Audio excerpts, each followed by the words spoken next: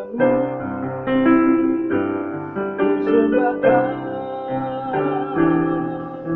Tuhan, ku sembahkan Tuhan, ku serahkan hidupku kepadamu untuk kemuliaan nama-Mu.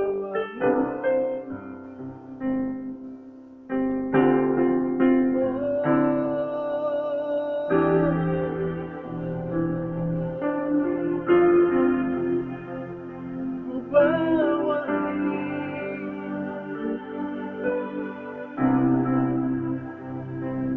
ku persembahkan sebagai persembahan yang hidup dan yang berkenan padamu, sebagai ibadah yang sejati. Sembahkan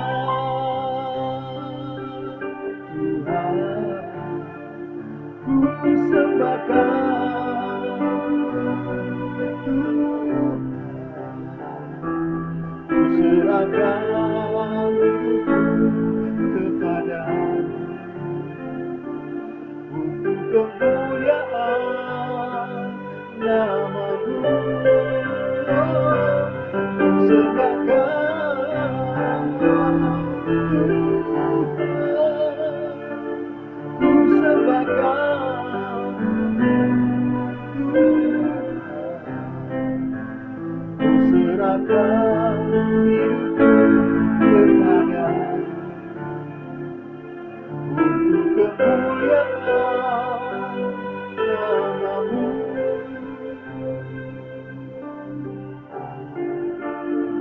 Untuk kemuliaan nama-Mu,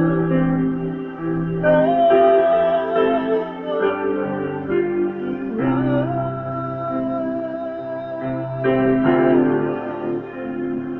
Bagimu segala puji, bagimu segala kemuliaan, kejayaan, Tuhan.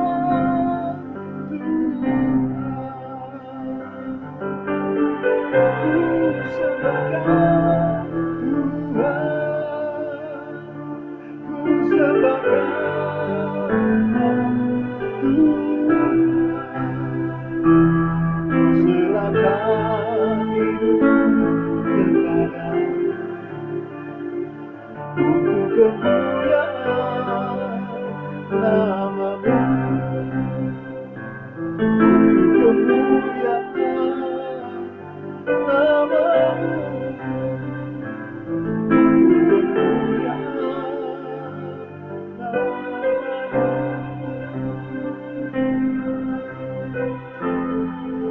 oh Tuhan. Bawa hidupku sebagai korban persembahan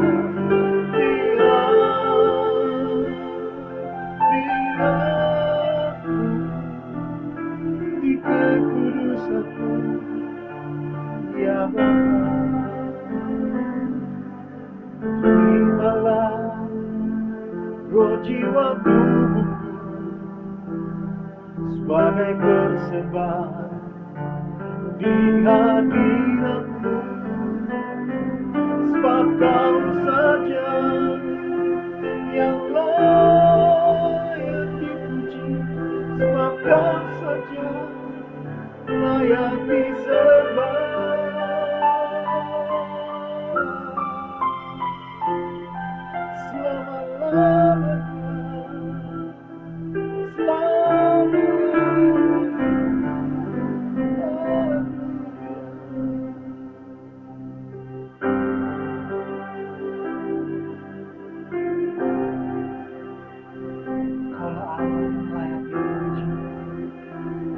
Yang layak dimuliakan, Kau yang layak diagungkan. Kau perkasa dalam segala perbuatan. Kau ajaib dalam segala perbuatan. Kau Tuhan, Kau Tuhan. Yesus yang kucipta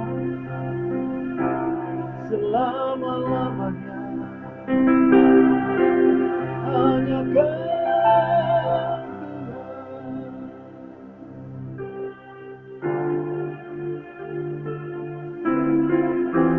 bersyukur atas kasih-Mu, bersyukur atas kebaikan-Mu.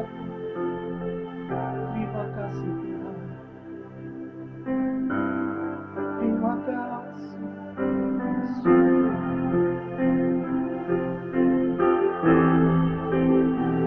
Haleluya,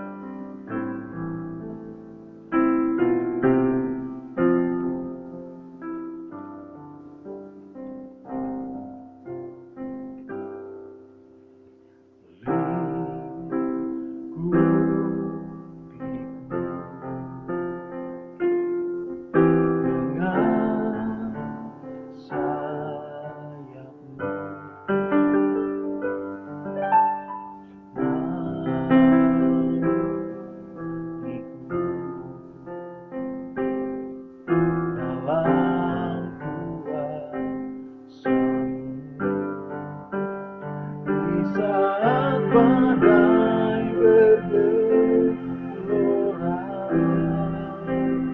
ku akan terbang bersamamu. Apakah Raja semesta,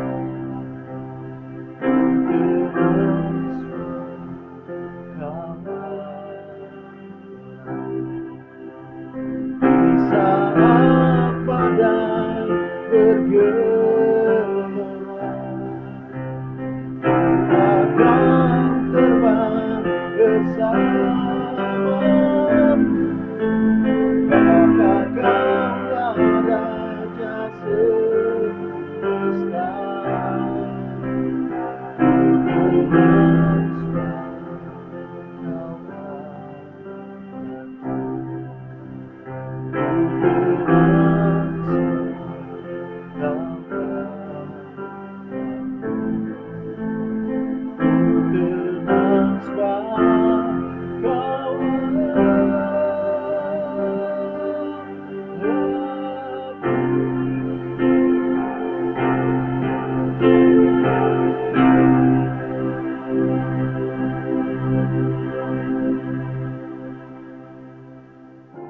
terima kasih Tuhan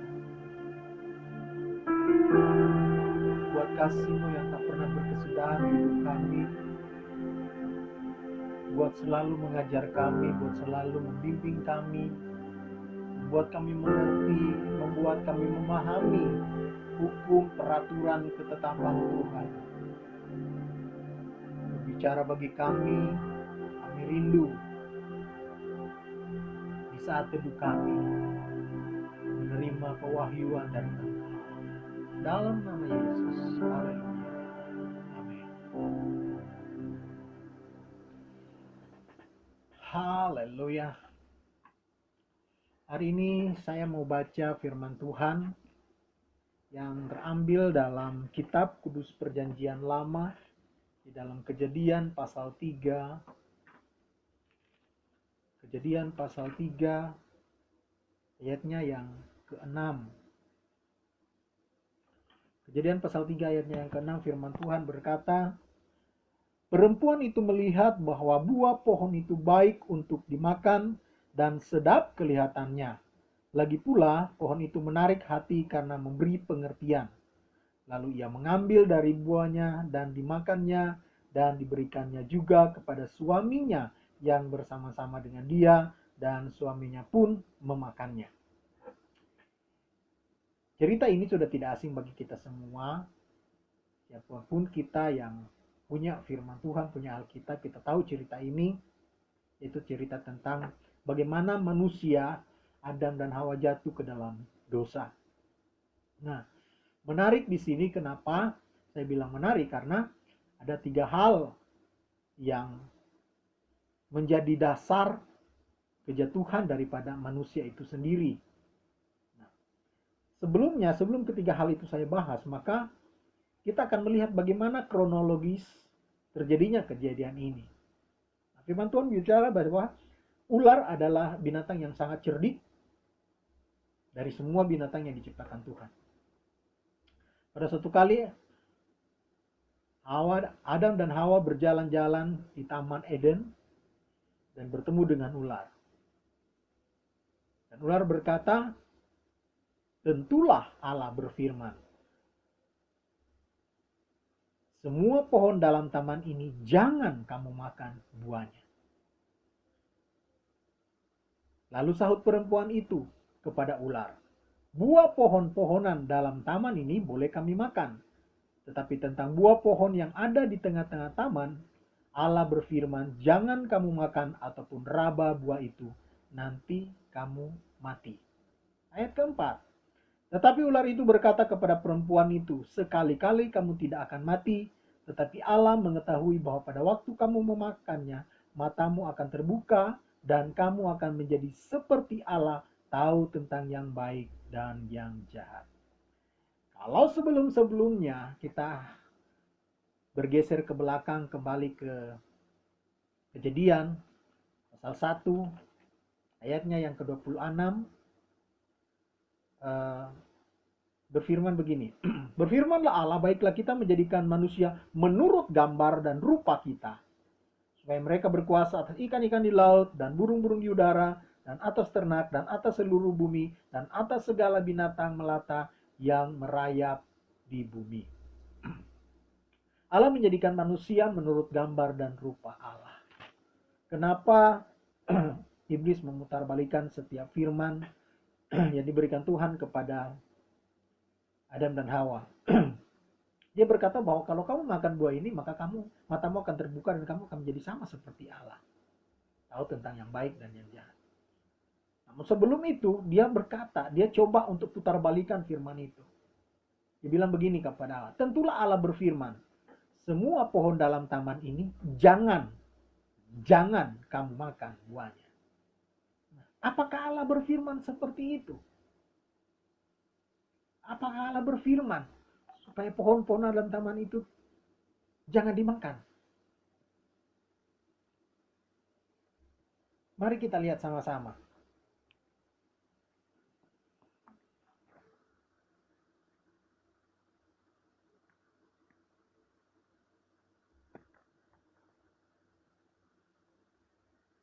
Di dalam Kejadian pasalnya yang kedua, firman Tuhan berkata di ayatnya yang ke-9, lalu Tuhan Allah menumbuhkan berbagai-bagai pohon dari bumi yang menarik dan yang baik untuk dimakan buahnya, dan pohon kehidupan di tengah-tengah taman itu, serta pohon pengetahuan tentang yang baik dan yang jahat. Nah, ada tiga pohon. Pertama, pohon yang mengeluarkan buah-buah yang patut dimakan. Yang kedua, ada pohon kehidupan. Dan yang ketiga, ada pohon pengetahuan yang baik dan yang jahat. Nah, ketika Tuhan Allah menempatkan manusia di tengah-tengah Taman Eden itu untuk mengusahakan dan memelihara taman itu, maka Tuhan berfirman. Dia perintahkan begini. Lihat perbandingan antara ayat 1, bagaimana firman yang diucapkan iblis dengan apa yang menjadi perintah Tuhan. Ayatnya yang ke-16 dari Kejadian pasal 2. Lalu Tuhan Allah memberi perintah ini kepada manusia. Semua pohon dalam taman ini boleh kau makan buahnya dengan bebas. Sangat kontradiksi sekali, sangat bertolak belakang sekali dengan apa yang diucapkan oleh iblis, oleh ular. Tentulah Allah berfirman, semua pohon dalam taman ini jangan kamu makan buahnya. Hal kedua, iblis menipu manusia. Yaitu kalau manusia memakan buah itu, maka dia akan menjadi seperti Allah. Padahal pada hakikatnya Tuhan menciptakan manusia menurut gambar serupa, menurut gambar dan rupa Allah. Apa yang melatar belakangi kejatuhan Adam dan Hawa? Pertama, ada satu keinginan untuk menyamai Allah. Hal ini ditawarkan iblis. Kenapa? Karena dia dulu melakukan kudeta di surga. Dia dulu ingin menyamai Allah. Di dalam kitab Yesaya pasal 14 ayat 12, 13 dan 14. Khususnya di ayatnya 14 dia berkata, aku hendak naik mengatasi bintang-bintang Allah. Hendak menyamai yang maha kuasa. Itu Allah. Keserakahan, kesombongan, keangkuhan yang membuat dia jatuh. Dan hal ini ditawarkan kepada Adam dan Hawa. Ada 3 keinginan. Yang pertama, bicara keinginan mata. Ketika Hawa melihat buah itu,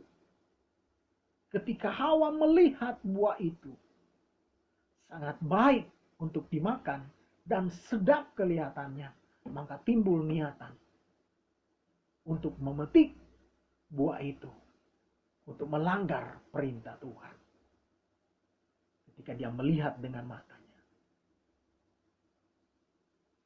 kita bisa jatuh dalam dosa karena cara pandang kita. Kita bisa jatuh dalam dosa karena apa yang kita lihat. Kita bisa berdosa dengan apa yang kita lihat. Keinginan mata. Kemudian yang kedua, keinginan daging. Keinginan daging yang terjadi dalam diri Hawa karena ada satu keinginan, yaitu keangkuhan, kesombongan yang memaksa dia.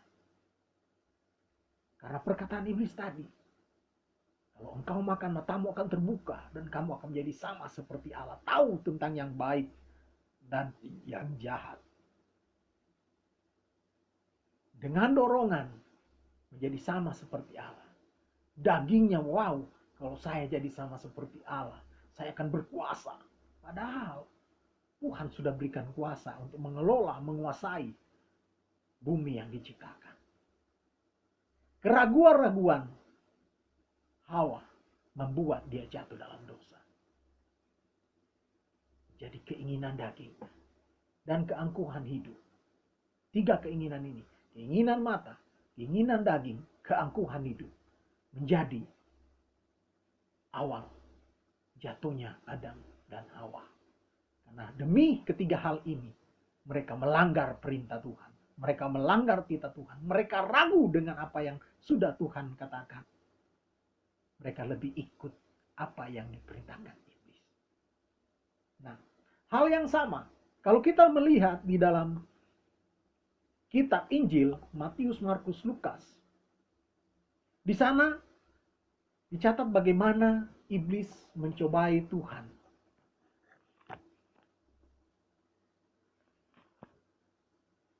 Ada 3 hal yang ditawarkan iblis di dalam Matius pasal 4.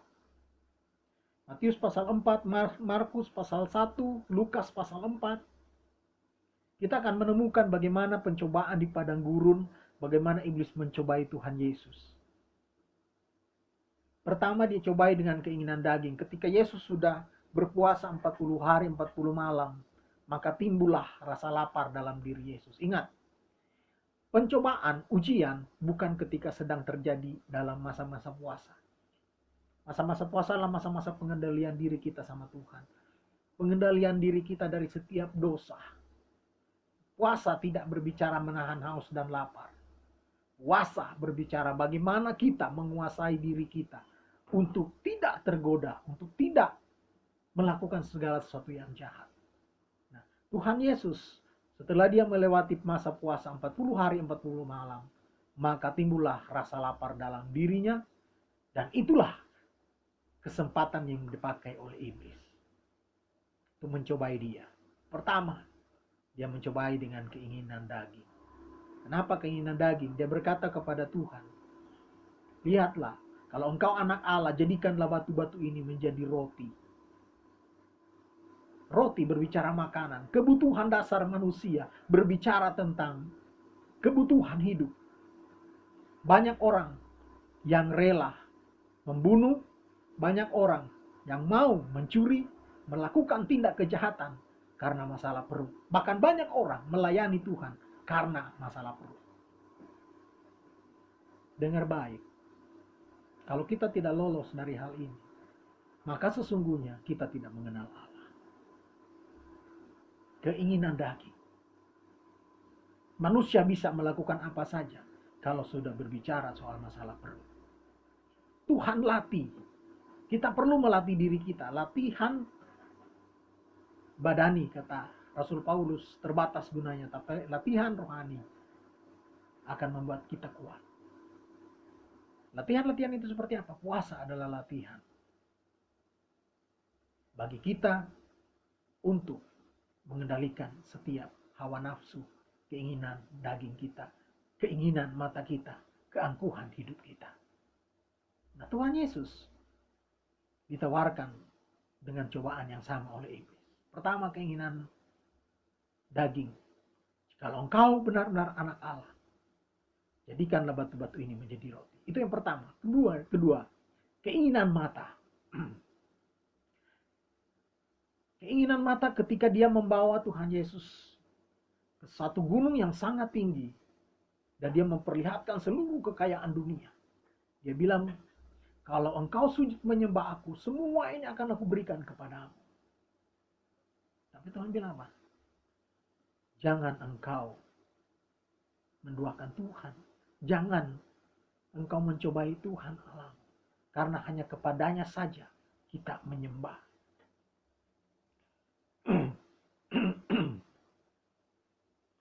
Ayatnya yang ke-8. Dan iblis membawanya pula ke atas gunung yang sangat tinggi dan memperlihatkan kepadanya semua kerajaan dunia dengan kemegahannya. Dan berkata kepadanya, semua itu akan kuberikan kepadamu jika engkau sujud menyembah aku. Maka berkatalah Yesus kepadanya, enyahlah iblis, sebab ada tertulis engkau harus menyembah Tuhan Allahmu dan hanya kepada dia sajalah engkau berbakti. Mungkin engkau ditawari jabatan, mungkin engkau ditawari sesuatu yang baik, tapi engkau harus menyangkali imanmu. Kita harus menyangkali iman kita demi mendapatkan sesuatu yang sangat-sangat menggoda iman kita. Dengar baik. Iblis menawarkan hal yang sama, keinginan mata, dengan memperlihatkan kerajaan dunia dan kemegahannya. Asal Yesus menyembah kepadanya. Keinginan mata. Yang ketiga, keinginan keangkuhan hidup. Keangkuhan hidup. Keinginan daging, keinginan mata, keangkuhan hidup. Apa yang menjadi keangkuhan hidup?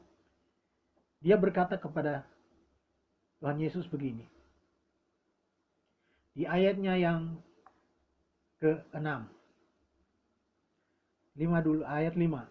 Kemudian iblis membawanya ke kota suci dan menempatkan dia di atas bubungan bait Allah, lalu berkata kepadanya, jika engkau anak Allah, jatuhkanlah dirimu ke bawah, sebab ada tertulis mengenai engkau, ia akan memerintahkan malaikat-malaikatnya, dan mereka akan menatang engkau di atas tangannya, supaya kakimu jangan terantuk kepada batu.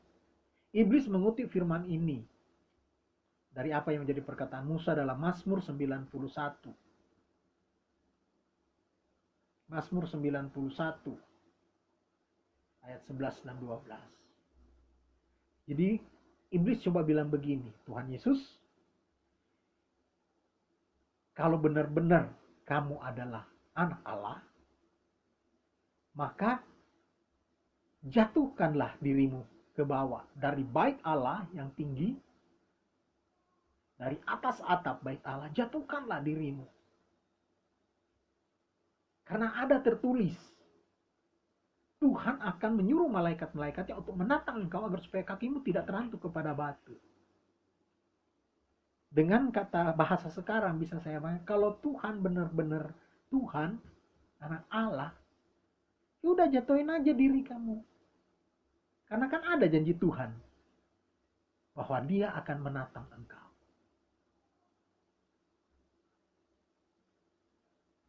Tapi apa kata Tuhan? Jangan engkau mencobai Tuhan Allahmu.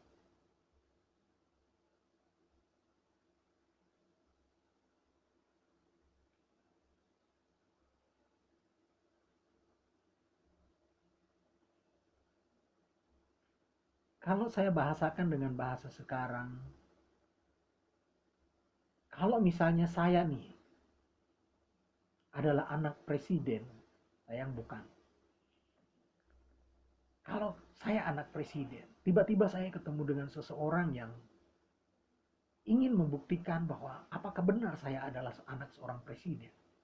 Maka dia akan berkata kepada saya, Yunus, kalau kamu benar-benar anaknya Pak Presiden, buktikan bahwa kamu adalah anak presiden. Misalnya, kamu lakukan sesuatu tindakan yang membuat kamu terbebas dari hukuman, karena kamu kan anak presiden. Sebab ada undang-undang berkata bahwa barang siapa anak presiden yang melakukan kejahatan, maka dia lolos dari kejahatan. Misalkan, cuman saya belum pernah menemukan sih undang-undang atau hukum seperti itu.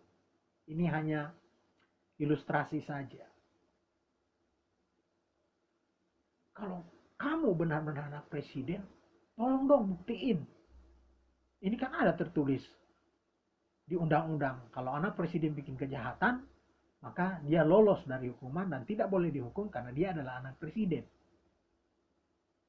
Apakah saya perlu membuktikan saya adalah anak presiden karena memang ada undang-undang mengizinkan hal itu dan memperbolehkan hal itu, dan apakah saya harus lakukan kejahatan?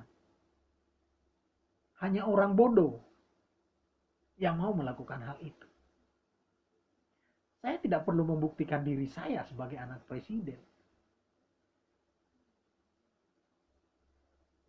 Karena siapa ayah saya itu melekat dalam diri saya. Kalau saya adalah anak presiden, saya adalah ahli waris dari presiden. Tidak perlu saya buktikan ke orang lain. Anak haram aja masih coba untuk bisa membuktikan. Apalagi kalau anak benar-benar anak asli.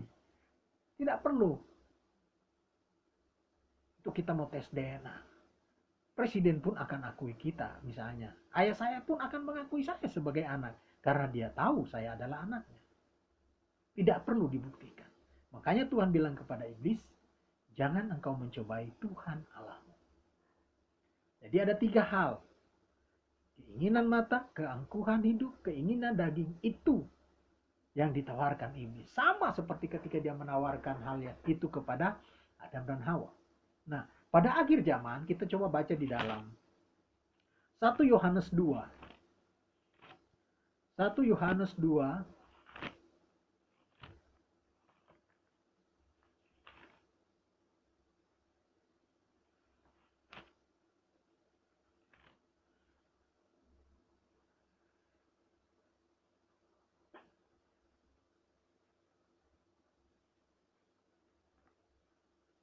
ayat 15 sampai ayatnya yang ke-17. 1 Yohanes 2 ayat 15 sampai 17 saya akan bacakan buat kita. Janganlah kamu mengasihi dunia dan apa yang ada di dalamnya. Jikalau orang mengasihi dunia, maka kasih akan Bapa tidak ada di dalam orang itu. Sebab semua yang ada di dalam dunia, yaitu keinginan daging dan keinginan mata, serta keangkuhan hidup, bukanlah berasal dari Bapa, melainkan dari dunia. 17.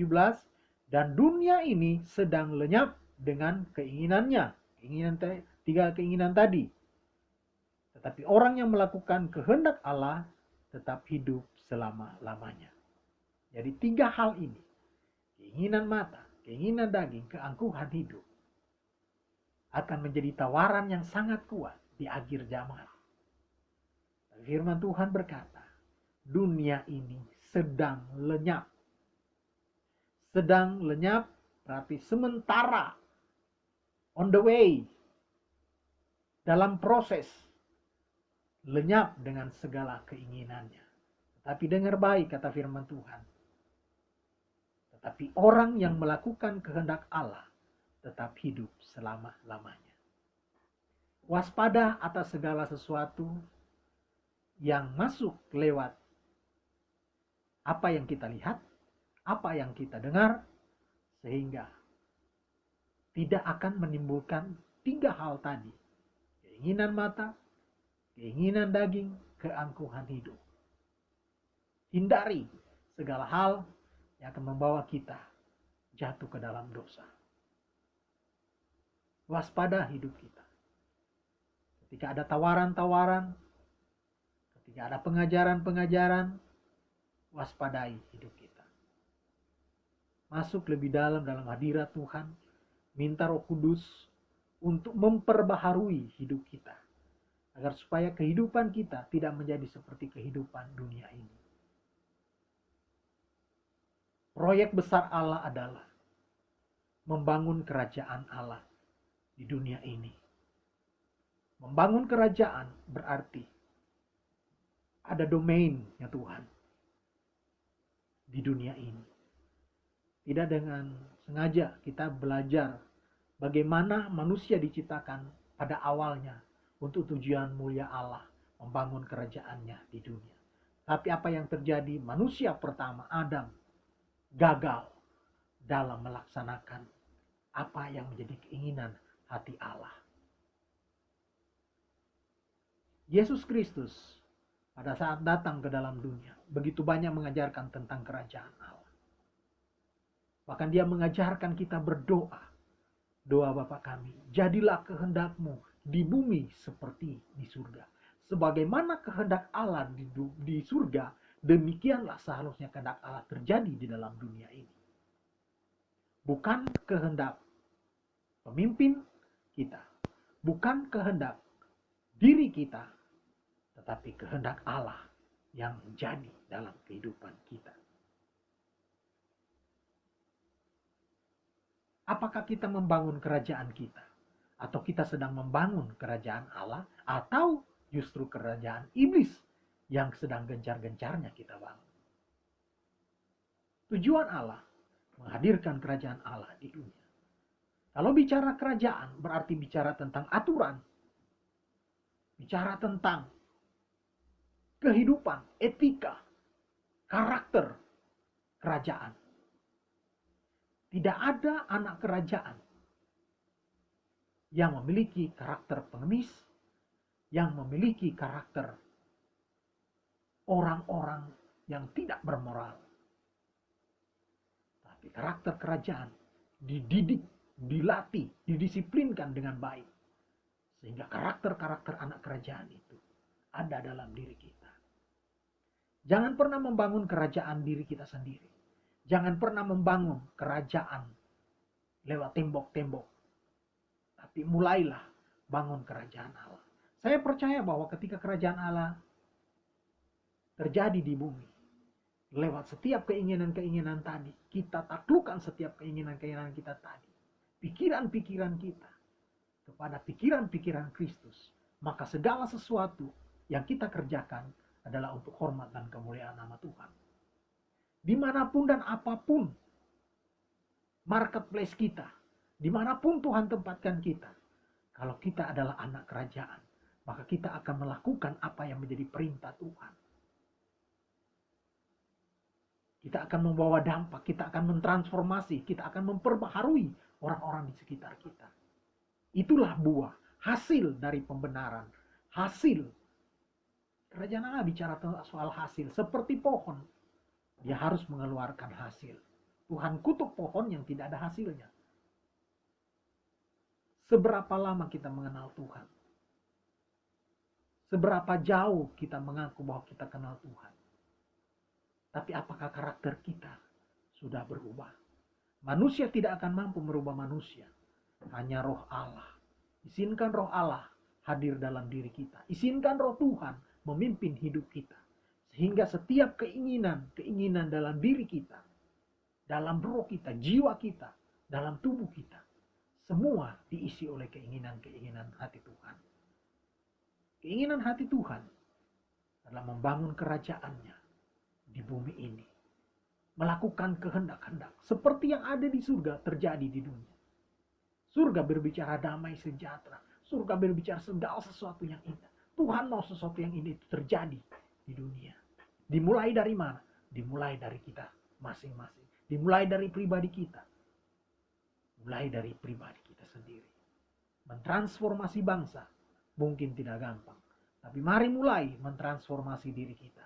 Rasul Paulus dalam Roma pasal 12 ayat 1 dan 2 berkata, janganlah kamu menjadi serupa dengan dunia ini, tapi berubahlah oleh pembaharuan budimu, sehingga engkau dapat mengerti mana kehendak Allah, apa yang baik dan yang sempurna. Jangan kita menjadi serupa, tapi kita harus bertransformasi, merubah cara pikir, pola pandang kita, sesuai dengan pola pandang kerajaan Allah.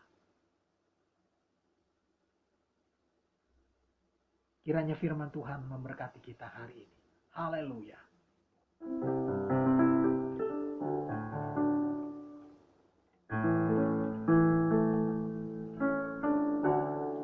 Bless the Lord of my soul, oh my soul, worship His holy name. Sing like never before, oh my soul, I worship Your holy name. Bapa, di dalam nama Tuhan Yesus Kristus, dalam saat teduh kami sejenak ini, biar kami dapat memahami setiap kehendak Tuhan dalam kehidupan kami. Kuasai roh, jiwa, dan tubuh kami Tuhan. Perbaharui semuanya itu, sehingga kami dijauhkan dari segala keinginan mata, keinginan daging, dan keangkuhan hidup yang dapat membawa kami jatuh dan jauh dari hadapan hadirat Engkau. Bawa hidup kami membangun keintiman dengan Tuhan. Datanglah kerajaan-Mu, jadilah kehendak-Mu di dalam kehidupan pribadi kami Tuhan. Merubah setiap karakter-karakter kami. Merubah setiap tingkah laku kami. Cara berkata-kata kami, cara berucap kami, cara pandang kami. Singkapkan Tuhan.